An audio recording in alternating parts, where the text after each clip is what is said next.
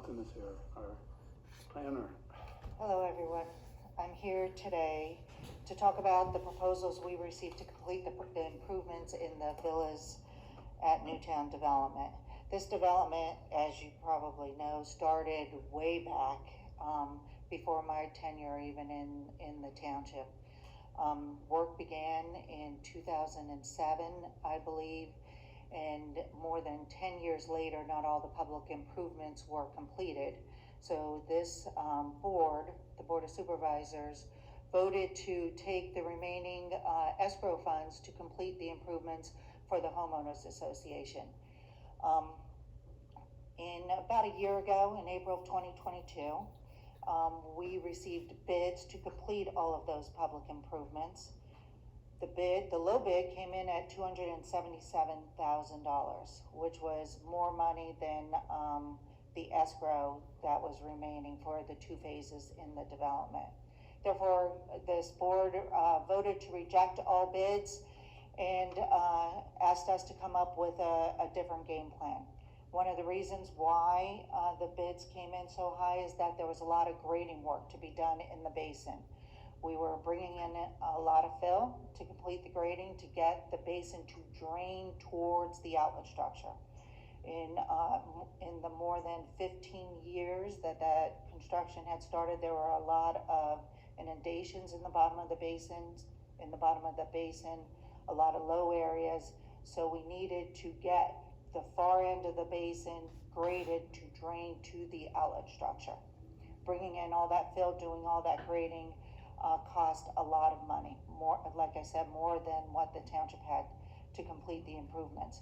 So we were asked to go back to the drawing board. As I said, we met with the Homeowners Association, who is here tonight. We met with the Bucks County Conservation District. Mr. Mack attended one of those meetings, and what we came up with after talking with the Homeowners Association and hearing that their number one priority for all the remaining work was to get the basin to drain. So that was priority number one.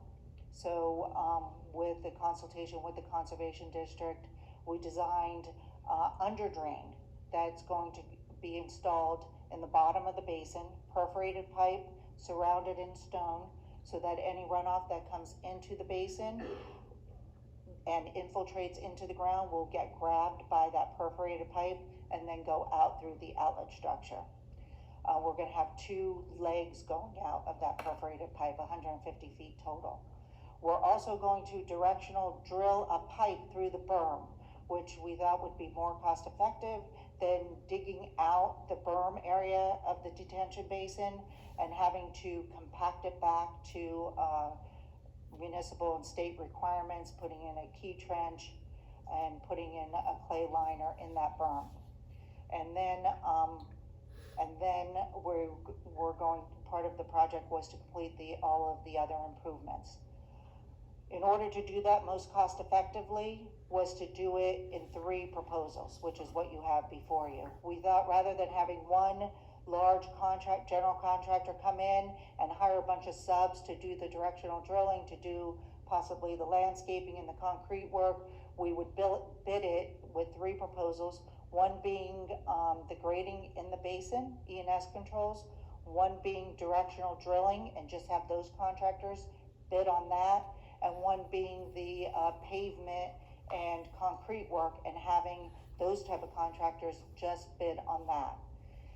So we put six RFPs were sent out to different contractors. The low proposal was received for what we call contract number 3703A, which again is the Basin Modifications from Land Tech Enterprises in the amount of $74,390. We also put some alternate add-ons into this proposal because again, the number one priority was to get this basin to drain, and we wanted the grading work and those underdrains to be part of the base bid. But the alternate add-ons included basin forebay filter replacement, removal and disposal of over 1,200 linear feet of erosion erosion and sedimentation control super silt fence, remove and disposal of filter fabric from an existing inlet, and replacing the riprap at an end wall. Those 4 additional items amount to $10,095. Contract 3703B is just the directional drilling. We sent that work to 3 different directional drilling companies. We heard back from only 1. And the low price was received by Brandywine Directional Drilling in the amount of $18,345. And the 3rd contract, 3703C, which again is for some concrete work, handicap ramp replacement, Belgian block curb replacement, pavement repair, and some line striping. The low price was again received by Landtech Enterprises in the amount of $19,500. We also had alternate add-ons as part of this work for landscaping. After these proposals were received, I spoke to the Township Solicitor, the manager, the assistant manager, to make sure that we had enough money in remaining to do this work. And after that meeting, I sent you the letter dated April 6th, where we are recommending contract 3703A with all add alternates to be awarded to Landtech Enterprises.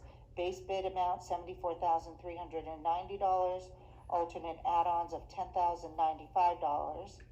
Contract 3703B be awarded to Brandywine Directional Drilling in the amount of $18,345, and contract 3703C be awarded to Landtech Enterprises in the amount of $19,500, which you'll note does not include the alternate add-ons for contract 3703C. I'd like to also note that I spoke to the HOA about all of the bids. If the board wanted to only award some of the alternate add-ons as part of A, we got priorities from them. They're on board with getting this work done. They want this work done probably more than anyone. Also, we also have approval from the Bucks County Conservation District to get this work done too. Anyone from the board have some questions? I have a couple. Okay. And one simple one, really quick. Okay. You said for contract 3703B, you said it twice, $18,345, or is it $18,300.45? Did I say it twice that way? Yeah. Then I was wrong. I thought maybe the Thank first you. time. It's $18,300.45. Okay, good. And this, I think you answered my other question as I was writing it down. We do have the money in the escrow to pay for these projects.